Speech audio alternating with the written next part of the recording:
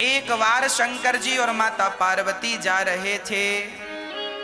पार्वती जी ने कहा, हे भोलेनाथ, हम ये देखते हैं कि जो ज्यादा पापी है वह और पाप करता, जो ज्यादा पुण्यात्मा है वो और पुण्य करता। ऐसा क्यों? दुखी गरीब आदमी और गरीब होता है और बड़ा आदमी और बड़ा आदमी हो जाता है। गरीब आदमी और गरीब हो रहा, बड़ा आदमी और बड़ा आदमी हो रहा है।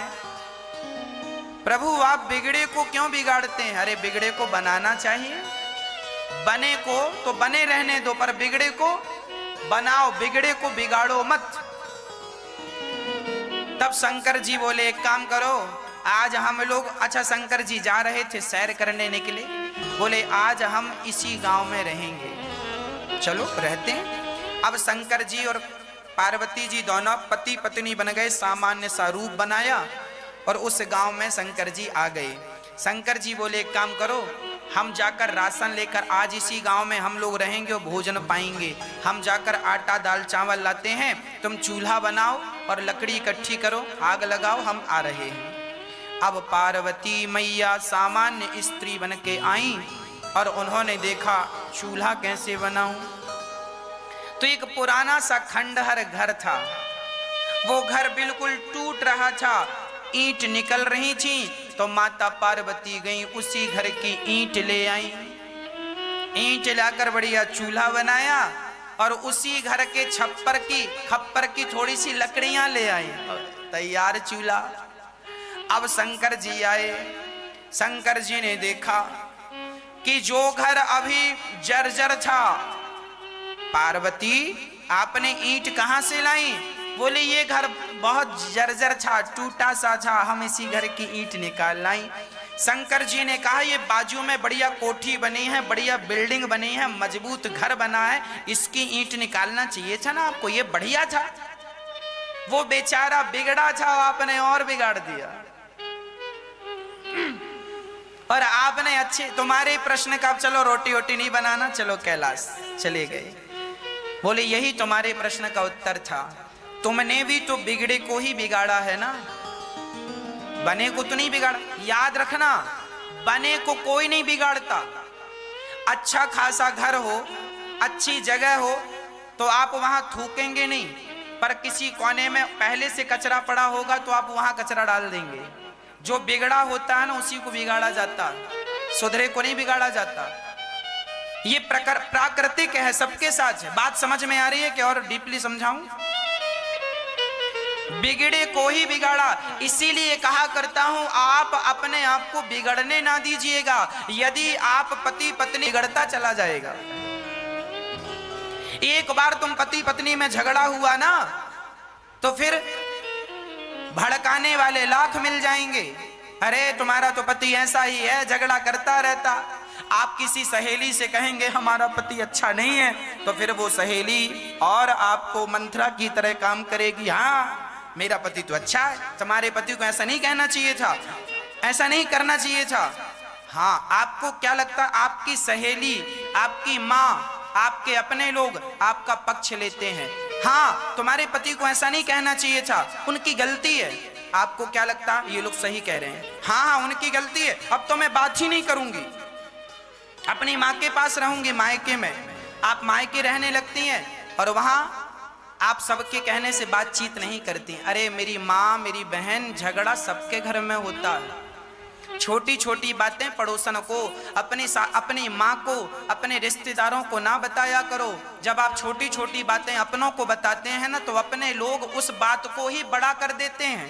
कहावत में कहते हैं राई का पहाड़, कहावत कहते हैं राई का पहाड़ बना देना। जब बातें आपके घर से निकलकर किसी और घर में जाती हैं तो वही बात कुछ और हो जाती है, तीसरे घर में जाती है वो बात कुछ और हो जाती है। इसीलिए हमारे संत कहते हैं अपने अपने घर का दुख ना कहियो रोई, सुन इठले हैं लोग सब बांट न ले हैं कोई। आप अपने घर का दुख किसी को ना सुनाओ, सब इठलाते हैं। आपकी हंसी आपके मुंह पे तो रोएंगे और आपके जाने के बाद हंसेंगे, इनके घर में लग गई आग, आग लग गई। उनका क्या बिगड़ना है साहब, बिगड़ेगा तुम्हारा। तुम्हें लगता है कि हम अपनी सास का दुख रोवाएं पड़ोसन के घर? आज हमारे भारत में यही चल रहा है।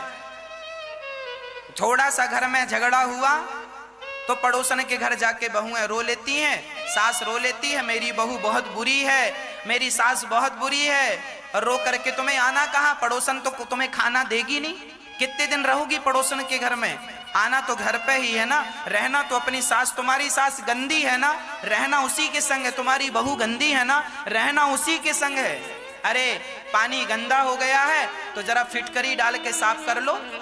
तुम्हारे रिश्ते थोड़े गंदे हो गए हैं, सास गंदी है, बहू गंदी है, जरा प्यार मोहब्बत से समझा बुझाकर ठीक कर लो ना। उन्हीं रिश्तों में जीना है, उन्हीं रिश्तों में मरना है, अब तो कोई ऑप्शन नहीं है। तो उन्हीं को ठीक कर लो। पानी गंदा हो गया, साफ कर लो। उस पानी को फेंकने से कोई फायदा नहीं, रिश्तों को तोड़ने से फायदा नहीं है। रिश्तों को अपने अनुसार बना के जीवन जियो और आनंद समझदारी से अपनी गृहस्थी आगे चलाओ। बात बात छोटी छोटी बातें अपनी माँ से, अपने पड़ोसन से, बहनों से ना कहा करो। कोई बड़ी बात हो तब कहना उचित है, छोटी छोटी बातें बड़ी हो जाती हैं। लोग झगड़ा कराने बैठे हैं, लोग तो चाहते हैं, लोग बिल्कुल तैयार बैठे हैं कि कब आपके घर में आग लगे, कब हम तापने चले जाएं। तापना जानते हैं? आग लगे तो लोग ठंडियों में तापते हैं ना, हो बड़ी सर्दी लग रही है, ताप लो ताप लो। लोग बैठे ही हैं कि कब आपके घर में आग लगे और कब हम तापें। तो लोग तो तापने ही बैठे हैं, तो आप लगने ही मत दो ना। इसीलिए मैं प्रार्थना करता हूं। चलिए एक छोटा सा एग्जाम्पल देकर बात को पूरी करता हूं। एक छोटा सा बच्चा रो रहा था, एक छोटा सा बच्चा रो रहा था, तो माँ ने उसे समझाया, बेटा टॉफी ले ले। वो नहीं माना, फिर भी रोता जा रहा। माँ ने कहा रसगुल्ला खा ले, फिर भी रोता जा रहा। अब सारी सखियां बैठी हैं और वो बच्चा रोता जा रहा, रोता जा रहा। माँ कह रही है टॉफी ले ले, बिस्किट ले ले, केला ले ले, दूध पी ले, खा ले, जो खान ले। वो रोता जा रहा। मम्मी को गुस्सा आया, कमरे में ले गई और कमरे में लेकर 4-6 और जमाया। रोता है, ले रो।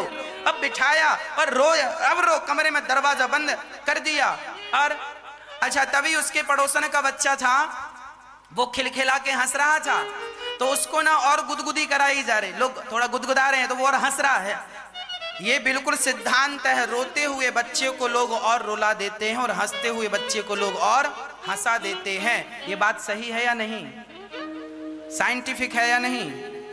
ये बिल्कुल नेचुरल बात है। व्यवहार जगत में ऐसा होता है। जो बच्चा रोता ही जाता है, उसकी माँ 2-4 जरूर जमाती है, रोता तो है और रो। मतलब रोते को रुलाया जाता है। और कोई बच्चा हंस रहा हो तो लोग गुदगुदी करके उसे खिलाकर और उसे हंसते को हंसाया जाता है और रोते को रो। ये सिद्धांत है भक्तों। इसीलिए पत्नी के साथ, बच्चों के साथ, पति के साथ हंसा करो। हंसेंगे तो हंसी बढ़ेगी और रोएंगे तो आंसू बढ़ेंगे। आपके रोने से आपका दुख बढ़ता है और आपकी प्रसन्नता से आपकी प्रसन्नता बढ़ती है। इसीलिए जीवन में सदा पॉजिटिव रहना चाहिए और प्रसन्न चित्त से अपना जीवन निर्वहन करना चाहिए। प्रसन्न, इसीलिए हम कहा करते हैं हर हाल में मुस्कुराया कीजिए, हर हाल में प्रसन्न रहा कीजिए। प्रसन्न रहने से प्रसन्नता बढ़ती है, दुखी रहने से दुख बढ़ता है। आगे मर्जी आपकी, रास्ता हमने बताया, ऐसे जीवन जिया जाता है। पति के लिए बड़ा सम्मान हो पत्नी के अंदर और पत्नी के लिए बड़ा सम्मान हो पति के अंदर। दोनों एक दूसरे से चलते हैं। साइकिल में 2 पहिया हैं, दोनों पहियों की जरूरत पड़ती है। पत्नी और पति दोनों साइकिल के पहिए हैं।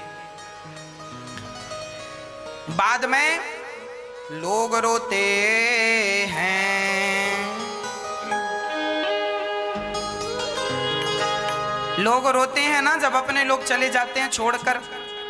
कोई मर जाए तो लोग रोने लगते हैं। इसीलिए रिश्तों की अहमियत। एक आदमी मेरे पास आए, बोले महाराज जी हमारी पत्नी छोड़कर चली गई भगवान के घर। हमने कहा क्यों? बोले उसने आत्महत्या कर ली, फांसी लगा ली। हमने कहा क्यों फांसी लगा ली? बोले महाराज जी मैं बहुत परेशान करता था। मैंने कहा अब मर गई ना, अब तुम्हें समझ में आ रहा है ना कि परेशान करता था। उसके जीते जी तुम्हें समझ में आ गया होता कि तुम उसे परेशान कर रहे हो, और एक बार सॉरी कह करके जरा उसकी होठों पे मुस्कान भर देते तो तुम्हारी मुस्कान के बल पर वो जिंदा रह जाती। अब मर गई। अब जब मर गई तो पता चल रहा है कि पत्नी की कितनी अहमियत थी जीवन में। जो वस्तु साथ में होती है ना, उसकी कीमत जरा कम होती है। इसीलिए कहा करता हूं, रिश्तों को पहचानो, रिश्तों की कीमत, रिश्तों की कद्र किया करो। रिश्ते आज हैं, कल नहीं रहेंगे। उनके लिए जब आज मैं हूं, कल नहीं रहूंगा, तो मेरी केवल यादें रह जाएंगी, आपकी सिर्फ यादें रह जाएंगी। इसीलिए व्यक्ति की कद्र किया करो, सम्मान किया करो, माँ की सेवा किया करो, पिता का सम्मान किया करो। आज हैं, पता नहीं कब तक हैं वो, कब तक हैं, कब तक रहेंगे, राम जाने। भक्तों देखो, तुमने अपने बच्चों को कोई संस्कार नहीं दिया, देखो आपस में झगड़ा कर रहे हैं। भाई भाई, आज हमारे भारत में अदालतों में सबसे ज्यादा केस भाई भाइयों के हैं। अदालतों में जो फाइलें हैं लंबी लंबी, वो ज्यादा फाइलें भाइयों के विवादों की हैं। इस भाई का विवाद, उस भाई का विवाद चल रहा, भाई भाई झगड़ा, भाई भाई जान के दुश्मन। एक जगह मैंने सुना एक भाई ने दूसरे भाई को गोली मार दी, एक भाई ने दूसरे भाई को गोली मार दी, लो भाई मर गया। इसलिए कहा करता हूं, ये विवाद ना हो। ये विवाद कब नहीं होंगे? जब आपके अंदर भरपूर संस्कार होंगे। इसीलिए बच्चों को प्रॉपर्टी देने के पहले संस्कार देना सीखिए। आज भाई भाई रामचरितमानस पढ़ें तो भारत जैसे भाई का भी प्रसंग मिलेगा। एक वो भाई थे जो अयोध्या का सिंहासन छोड़कर अपने भाई के लिए वनवास आए, और आज का भाई है जो भाई की कॉलर पकड़ता है, वो बंदूक चलाता है। इसीलिए आज भाइयों को सबसे ज्यादा संस्कार की और सत्संग की जरूरत है। भाई भाई प्रेम से रहना, भाई भाई प्रेम से रहना, जाना है सबको उसके पास, बुलावो आगे राम को। बंसी सुनाई पड़ी तो कहीं के कपड़े कहीं पहनकर और चल पड़ी कृष्ण से। मतलब जितनी गोपियां भगवान की ओर बढ़ी ना, वो अपने आप को भूल गई। और आपको बता दूं, भगवान की प्राप्ति तब तक नहीं होगी जब तक हम अपने आप को भूल नहीं जाते। जब तक मुझे मेरा पता था तब तक मुझे उसका पता नहीं था, और जिस दिन उसका पता चला तो मुझे मेरा पता ही नहीं। अभी आपको पता है कि आप कौन हैं।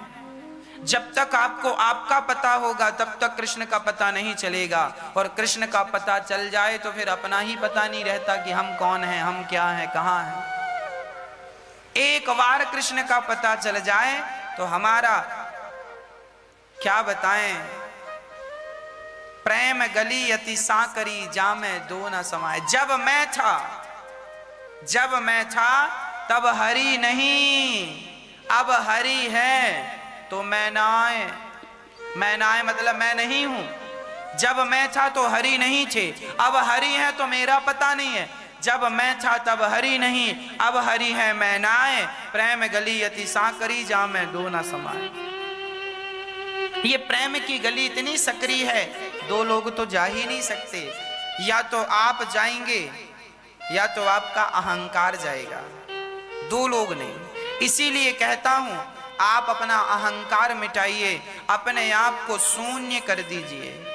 गोस्वामी तुलसीदास जी लिख रहे हैं कि राम नाम एक अंक है, बाकी साधन शून्य।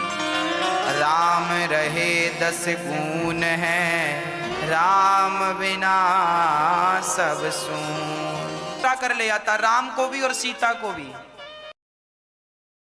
अब बेटा मैं जा रही हूं, पर तुम दोनों बहुएं बहन बहन बहन की तरह प्यार से रहना, आपस में झगड़ा मत करना। आज देवरानी जिठानी बहुत सारी तो बड़े प्रेम से रहती हैं। धन्य है वो देवरानी जिठानी जो एक घर में बड़े प्यार से बहन बहन की तरह रहती हैं। पर दुर्भाग्य ये है कि आज बहुत सारी देवरानी जिठानी झगड़ा बहुत करती हैं, और इनका झगड़ा हो जाए तो फिर इनका झगड़ा लाख कोशिश के बाद भी इनकी सुलह नहीं होती। सुलह हो भी जाए तो अंदर एक गांठ बैठी ही रहती है। रही मन धागा प्रेम का, मत तोड़ो चटकाए, टूटे से फिर ना जुड़े, जुड़े सो गांठ पड़ जाए। ये देवरानी जिठानी का झगड़ा, अच्छा इन स्त्रियों के झगड़े में बेचारा पुरुष तो वैसे ही पिसता है जैसे गेहूं के साथ घुन पिस रहा हो। इसीलिए मैं हर स्त्री से, हर बहन से, हर माँ से प्रार्थना करूंगा, आप लोग चाहो तो कभी झगड़ा ना हो, प्यार से रह लो। जिठानी ने कुछ कह दिया, चलो कह दिया, आपने देवरानी ने कभी कुछ कह दिया, कोई बात नहीं, भूल जाओ। सब कह देते हैं, बातें सबसे हो जाती हैं। हम भी कई बार वह शब्द निकाल देते हैं जो नहीं निकालना चाहिए, गलती से निकल जाता है। हम बोलना कुछ चाहते हैं और निकल कुछ जाता है। होता है कई बार जिठानी के कहने का अर्थ कुछ और होता है और वो कह कुछ और देती है, और आप वही बात लेके बैठ जाते हैं कि उसने ऐसा कह दिया। हो सकता है उसने धोखे से कहा हो, देवरानी का उद्देश्य ये नहीं था जो तुमने समझ लिया। कई बार हम कहते कुछ हैं और समझने वाला समझ कुछ और लेता, इस बात पे झगड़े हो जाते हैं। इसीलिए छोटी छोटी बातें हैं। हमारे यहाँ कहावत कहते हैं, रात गई बात गई बात। अब क्या उस चक्कर में कल की बातें आज याद करने से क्या फायदा, भूल जाओ। गले मिलके रहो, प्यार से रहो। पता नहीं कब जिठानी भगवान के घर चली जाए, और जिठानी भगवान के घर गई तो फिर देवरानी जाएगी कि नहीं उसकी तेरही खाने? जाएगी। जिंदा थी जिठानी तो झगड़ा करती थी, और मर गई तो तेरही खा रही है, रसगुल्ले खा रही है। लो, और देवरानी से झगड़ा जिठानी खाओ, देवरानी मर गई तो जिठानी जाती है। अब क्यों आई हो शकल दिखाने? रसगुल्ले खाने आई हो, खाओ। जिंदा थी जिठानी देवरानी तब शकल दिखाई नहीं, प्यार से बातें की नहीं, और उसके मरने पर उसके नाम के रसगुल्ले खा रहे हो। तुम्हें पचेगा वो रसगुल्ला? भगवान भी ऐसों को माफ नहीं करते, ऐसों को अलग भगवान ने एक नरक बना रखा है, इन्हें अलग से सजा मिलती है। जिंदा था व्यक्ति तब तक प्यार की तुमसे दो बातें नहीं निकली ना, अगले जन्म में गूंगा बना के भेजेगा भगवान, एक एक शब्द बोलने को तरस जाओगे। अरे वाणी है, अच्छे से बोल लो, प्यार मोहब्बत से। क्या रखा है, कल मर जाएंगे, कल तुम्हारा मुंह बंद हो जाएगा। लकवा मार जाता है, जवान बंद हो जाती है, फिर ना तुम अच्छा बोल पाओगे ना बुरा बोल पाओगे। अभी अच्छा अच्छा बोल लो, कल को जवान बंद हो गई तो कुछ बोल ना पाओगे। ये झगड़े बहुत ज्यादा खींचना नहीं चाहिए। चलो कल बात हुई, आज प्यार से रहो, समझदारी यही है। और तुम मूर्ख हो तो फिर करते रहो झगड़ा, कोई फायदा नहीं इन झगड़ों में रहने से, झगड़ों की जिंदगी जीने से। जिंदगी भार बन जाती है ऐसे में। बुलावा आ गया, कभी भी आ जाएगा, इसीलिए बहुत प्रेम से रहना सीख लो।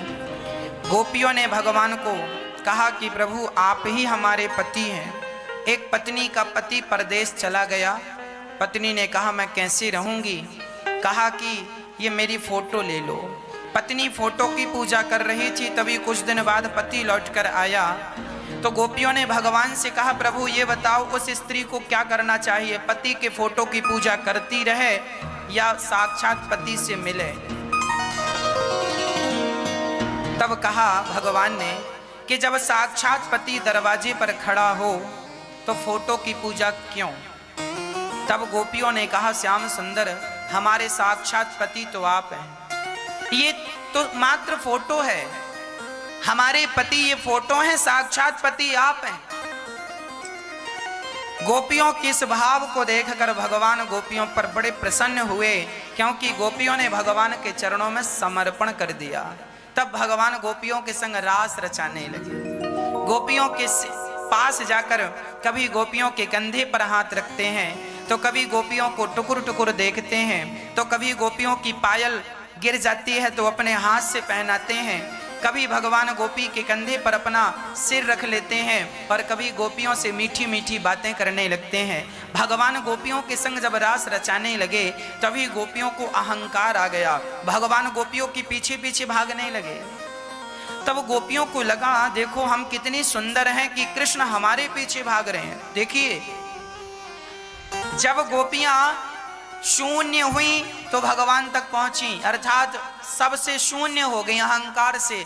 पर जरा सा अहंकार आया, भगवान को लगा कि गोपियों को तो अहंकार आ गया। तब भगवान गोपियों को छोड़कर अंतर्धान हो गए। भगवान श्री राधा रानी को लेकर अंतर्धान हुए और जैसे ही गए सारी गोपियां तड़पने लगी। हे कृष्ण, हे कृष्ण, हे मनमोहन, हे प्राण प्यारे, हे नंद नंदन, कहाँ हो?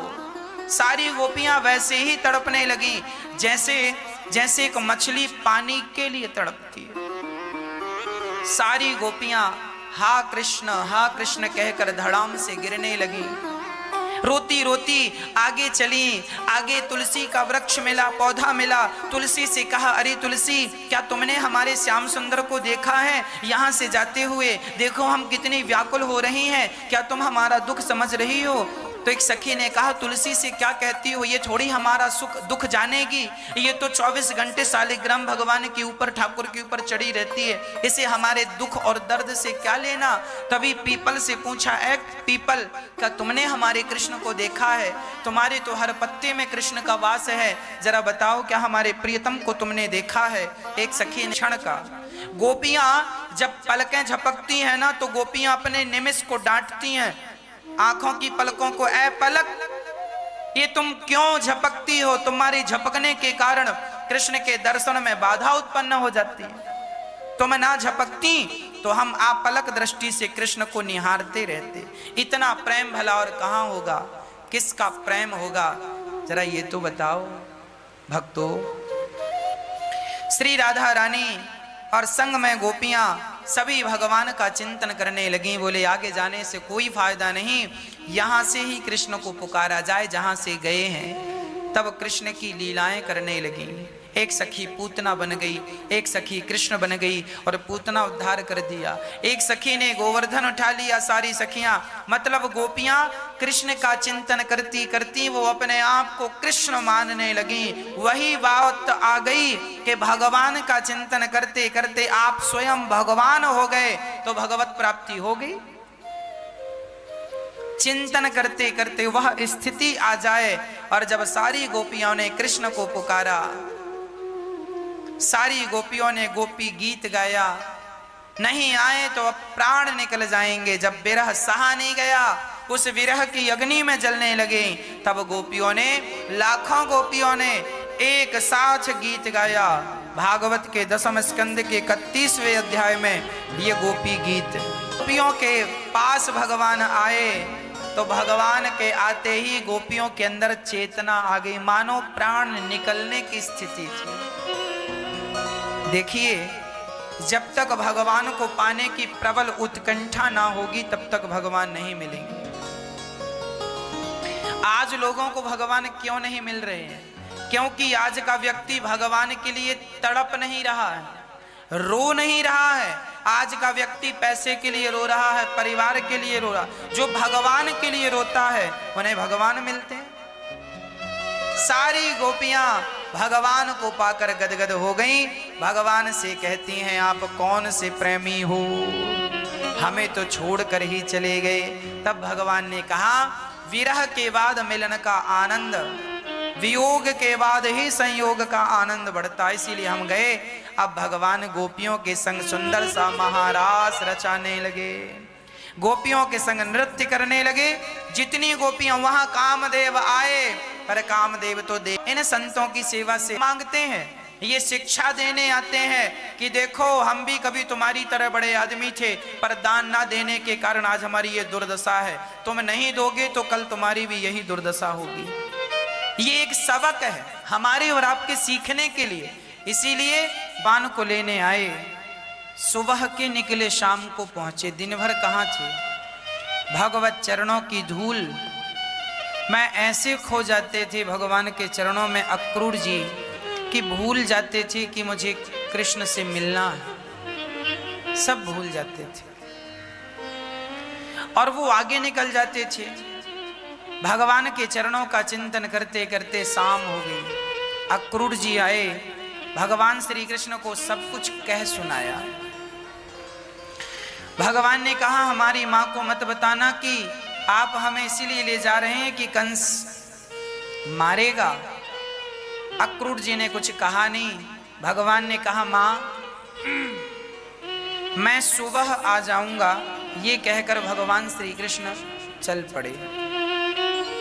जब भगवान मथुरा छोड़कर वृंदावन छोड़कर जाने लगे, सारी गोपियां रोने लगी। रथ के सामने आकर खड़ी हो गई, कन्हैया जाना ही है तो रथ को हमारे ऊपर से लेकर जाओ, आपके बिना हम जीकर क्या करेंगे। गोपियों का प्रेम अद्भुत था। अहो विधातस्तव न क्वचित दया, संयोज्य मैत्र्या प्रणयेन देहिनः।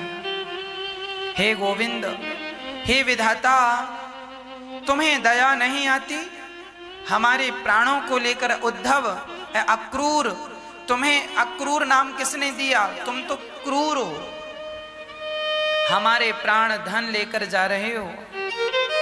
सारी गोपियां कृष्ण के सामने खड़ी होकर विलाप करने लगी। तब भगवान ने रथ से उतरकर गोपियों को समझाया, बस 2 दिन की बात, मैं 2 दिन बाद वापस आ जाऊंगा। माँ कृष्ण चले तो माँ यशोदा मक्खन रोटी लेकर दौड़ पड़ी। लाला नेक मक्खन रोटी खा, पता नहीं अब ये हाथ तुझे कम मक्खन रोटी खिलाएंगे। माँ यशोदा की वो मक्खन रोटी आखिरी रोटी थी। भगवान श्री कृष्ण माँ को हृदय से लगाते हैं, समझाते हैं, और जिस उद्देश्य के लिए धरती पर आए हैं उस उद्देश्य की पूर्ति के लिए गोविंद चल पड़े। चलते चलते अक्रूर जी को लगा, अच्छा अक्रूर जी भगवान को समझ रहे थे कि हम इनकी रक्षा करेंगे, आप चिंता ना करें गोविंद, हम आपके साथ हैं, हमारी सेना साथ है। तब भगवान समझ गए कि अक्रूर जी अभी हमको जानते नहीं। तब अक्रूर घाट में अक्रूर जी ने यमुना जी में स्नान किया। जहां अपनी गौशाला है ना, गौरी गोपाल गौशाला, वह क्षेत्र अक्रूर घाट ही कहलाता है। भद्रौण बिहारी जी पास में है, भगवान गैया चराने वहीं जाते थे। अक्रूर घाट वहीं पर है, आज भी अक्रूर जी का मंदिर है। वहां पर अक्रूर जी ने यमुना जी में स्नान किया तो यमुना के अंदर कृष्ण बलराम का दर्शन हुआ। मानो अक्रूर जी को भगवान दिखाना चाहते हैं कि आप चिंता ना करें, हम वही भगवान परमात्मा पर ब्रह्म जिनका तुम ध्यान करते हो। अपना ऐश्वर्य दिखाया भगवान। अक्रूर जी समझ गए कि भगवान है। उस स्थान पर ठाकुर जी ने दर्शन दिया। उसके बाद भगवान मथुरा गए हैं, जहां मथुरा की सखियों ने भगवान का दूध दही से स्वागत किया, कपड़े गीले कर दिए, धोबी से कपड़े मांगे, उसने बहुत बातें कहीं, एक थप्पड़ मारा, धोबी का उद्धार हुआ। और दर्जी पर कृपा हुई, सुदामा नाम के माली ने माला पहनाया। कुब्जा माँ चंदन लेकर आई और ठाकुर जी ने कहा, अरे सुंदरी। कुब्जा को बड़ा बुरा लगा, हमें सुंदरी कहा आपने, आज तक तो हमें किसी ने सुंदरी कहा नहीं।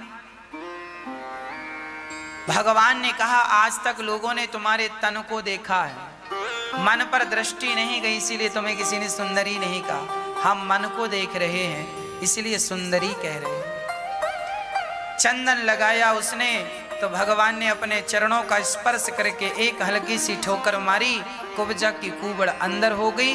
कुरूपवान ची, भगवान ने स्वरूपवान बना दिया।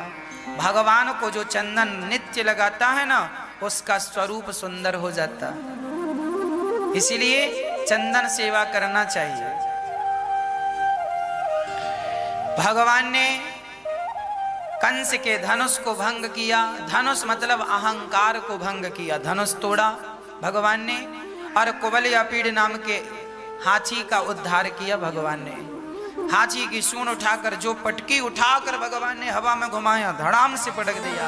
अब सोचिए, कोई सामान्य व्यक्ति क्या हाथी को उठा सकता, पर भगवान ने यूं हवा में उठाकर धड़ाम से पटका। दांत तोड़ लिए, एक दांत बलराम जी, एक दांत कृष्ण, और लेकर चले। कंस की सेना का उद्धार करते हुए चाणूर और मुष्टिक से भेंट हुई। चाणूर और मुष्टिक को, एक को कन्हैया ने और एक को बलराम जी ने मार गिराया। चाणूर मुष्टिक का गोविंदाय नमो नमः। उसके बाद भगवान ने कंस की सभा में जाकर कंस के केस पकड़े, कंस को उठाकर पटका। कंस बोला कन्हैया छोड़ दो। भगवान ने कहा भर गया है पाप घट पापी के अत्याचार से, और तुझ जैसे पापी का उद्धार होगा मेरे कृष्ण अवतार से। भगवान ने उठाकर कहा तूने मेरी माँ पर, पिता पर, प्रजा पर बहुत अत्याचार किया है, क्षम्य योग्य नहीं है, तेरे अपराध क्षमा के योग्य नहीं। उठाकर पटक दिया, और जो भगवान कूदे, कंस का गोविंदाय नमो नमः, कंस का उद्धार हो गया।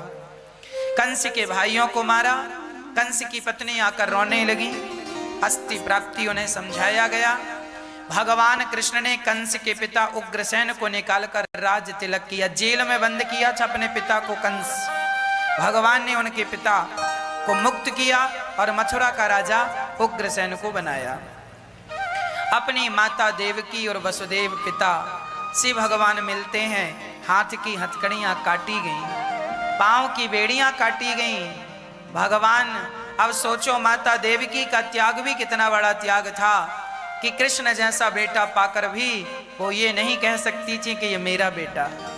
भगवान पढ़ने के लिए गुरु जी ने मंत्र दिया, गुरु मंत्र गर्गाचार्य जी ने, और पढ़ने के लिए भगवान उज्जैन गए। भगवान यज्ञोपवीत संस्कार गर्गाचार्य जी ने कराया। उज्जैन पढ़ने गए। 64 दिन में 64 विद्याएं सीख कर आए, और गुरु दक्षिणा में उनके मरे हुए पुत्र को जीवित करके भगवान ने लौट